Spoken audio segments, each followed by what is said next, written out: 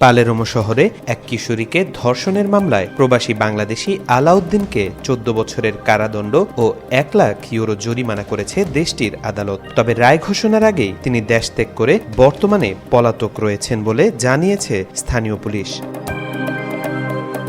অভিযোগ অনুযায়ী ২০২৫ সালের ৭ জুন পালেরমোর ভিয়া রিফেরদিকো এলাকার একটি দোকানে মরক্কান বংশোদ্ভূত ইটালিতে জন্মগ্রহণকারী ১৪ বছর বয়সী এক কিশোরীর সঙ্গে এই ঘটনা ঘটে। ঘটনার পর ভুক্তভোগী পরিবারকে জানালে তারা পুলিশে অভিযোগ দায়ের করে। এরপর দীর্ঘ তদন্ত শুরু হয়। তদন্ত শেষে ২০২৬ সালের ১২ জানুয়ারি আদালত আলাউদ্দিনকে দোষী সাব্যস্ত করে ১৪ বছরের কারাদণ্ড এবং অর্থদণ্ড প্রদান করে। তবে তার আগে তিনি আত্মগোপনে চলে যান বলে জানা গেছে। স্থানীয় সূত্র ও ব্যাংক সংক্রান্ত তথ্য অনুযায়ী বিচার চলাকালে তিনি বিভিন্ন ব্যক্তি ও একটি ব্যাংক থেকে প্রায় ১,৫০,০০০ ইউরো সংগ্রহ করেন। অভিযোগ রয়েছে ২০২৬ সালের ১১ জানুয়ারি তিনি তার বড় ভাইয়ের সহায়তায় বাংলাদেশে পালিয়ে যান।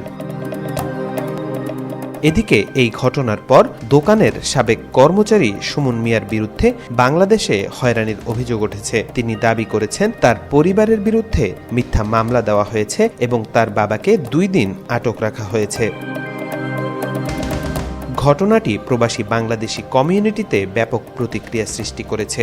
অনেকেই এ ধরনের অপরাধে দেশের ভাবমূর্তি ক্ষুণ্ণ হওয়ার কথা উল্লেখ করে অভিযুক্তকে দ্রুত আইনের আওতায় আনার দাবি জানিয়েছেন। তবে এ বিষয়ে এখনও সংশ্লিষ্ট কর্তৃপক্ষের পক্ষ থেকে আনুষ্ঠানিক কোনো বক্তব্য পাওয়া যায়নি। পুলিশ জানিয়েছে তদন্ত ও খোঁজ অব্যাহত রয়েছে।